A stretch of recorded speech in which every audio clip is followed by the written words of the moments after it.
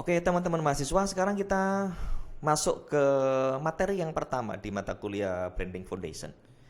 Sebagaimana yang saya sampaikan di pertemuan sebelumnya ya di RPS, bahwa untuk membahas tentang berbagai macam strategi ngebangun brand itu kan kita mengawali dengan memahami dulu sebetulnya branding itu apa. Karena tanpa mengetahui dasarnya dikhawatirkan nanti masih ada perbedaan persepsi antara branding bahkan nanti dengan brand itu seperti apa. Nah, kita akan mulai membahas tentang sebetulnya branding itu apa. Ya, kita mulai membahas sebetulnya branding itu apa. Kalau selama ini kita lihat ketika kita punya outlet misalkan, kemudian ketika kita lihat ada mobil, di mobil itu ada full blok dari stiker brand tertentu ya kan, atau kita punya outlet kemudian di situ diblok oleh produk tertentu. Kita katakan, oh ini adalah branding. Ini adalah branding.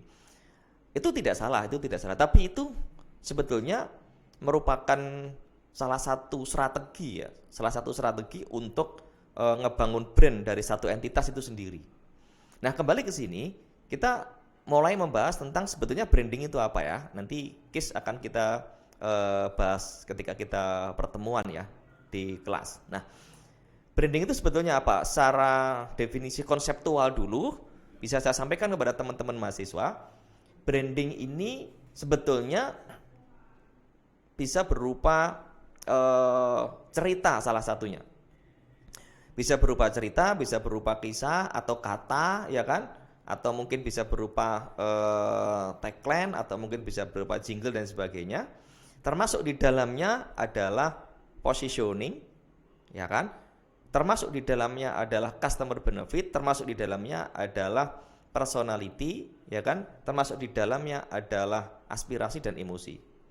Nah, bagian-bagian itu sebetulnya bisa digunakan sebagai upaya untuk ngebangun brand itu. Nah, yang dijadikan sebagai bentuk komunikasi. Jadi sebetulnya branding itu merupakan salah satu bentuk komunikasi. Komunikasi antara siapa? Komunikasi antara perusahaan, komunikasi antara yang punya brand ya, yang punya brand itu dengan konsumen atau dengan pelanggan. Bagaimana mereka mengkomunikasikan? Ya, tak ulangi, bagaimana mereka mengkomunikasikan brand blueprintnya, bagaimana mereka mendeliver sehingga nanti akan mampu menguasai persepsinya konsumen atau akan mampu mempengaruhi persepsinya pelanggan.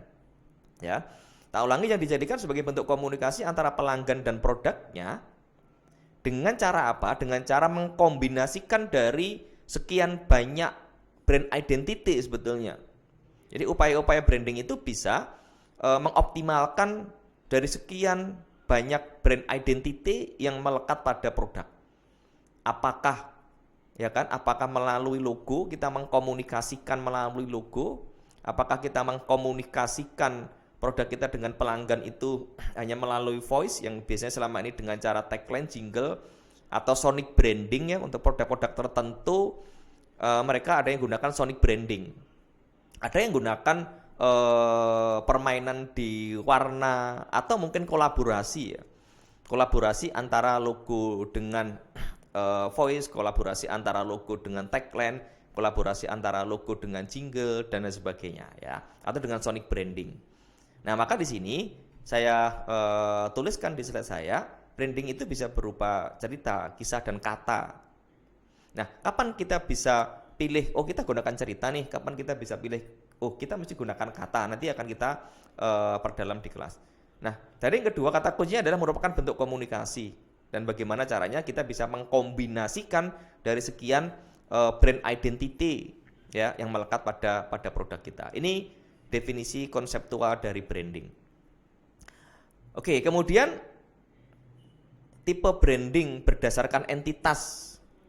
Jadi tipe branding berdasarkan entitas itu kita bisa aja melakukan branding terhadap corporate, ya kan? Karena ada beberapa corporate yang memang yang diangkat adalah corporate-nya, bahkan ada kesamaan antara corporate dengan produknya, ya. Ada kesamaan antara nama yang melekat pada corporate dan nama yang melekat pada pada produknya. Misalkan Coca-Cola ya, misalkan Coca-Cola. Coca-Cola kita kenal itu secara corporate, tapi juga ada produknya itu langsung melekat di dalamnya adalah Coca-Cola.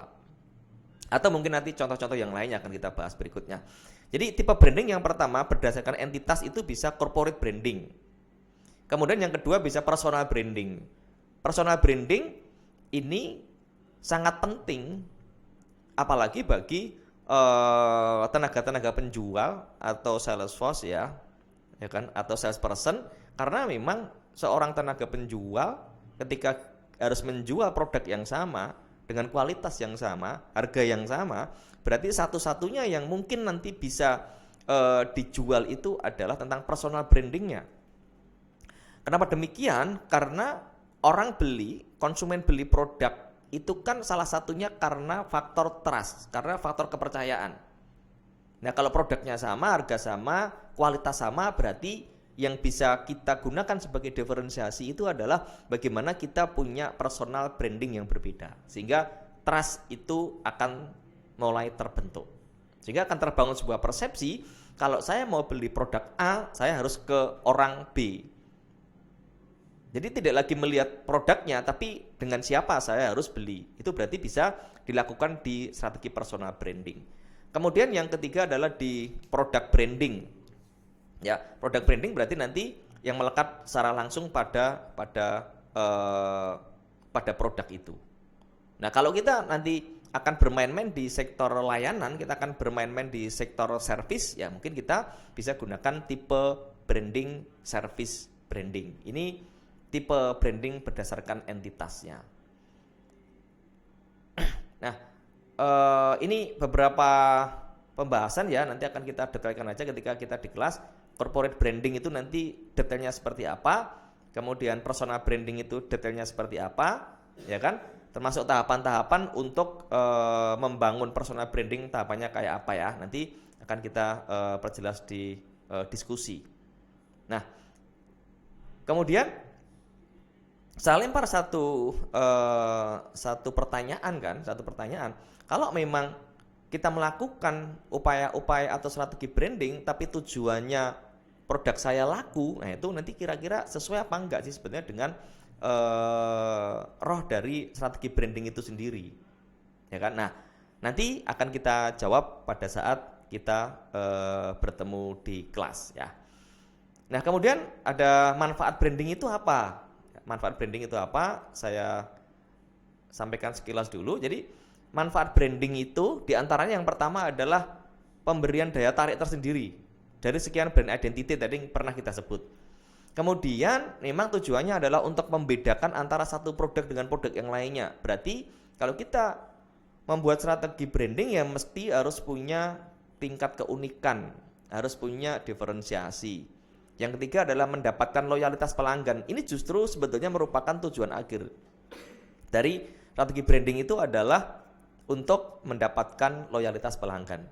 Kemudian yang berikutnya adalah mendapatkan harga jual yang tinggi. Karena kalau kita udah punya brand yang kuat, maka bisa dipastikan kita tidak akan bermain-main di zona perang harga.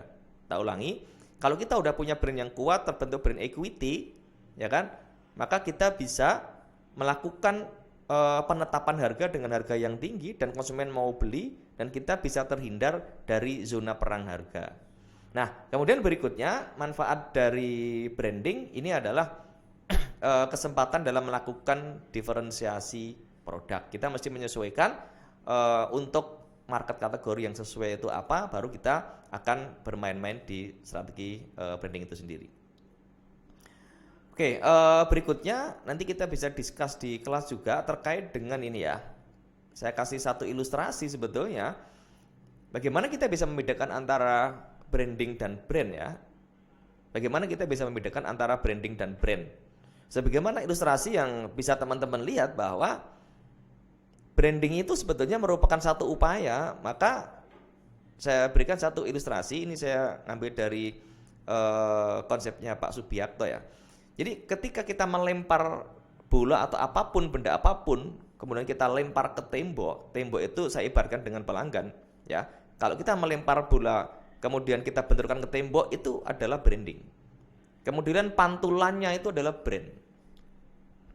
Kita ulangi, kalau kita melempar, berarti kita ada upaya-upaya kan, ada upaya-upaya, itu branding, kemudian pantulannya itu adalah brand. Nah, pantulannya ini kan berarti proses pengakuan, brand evaluasinya.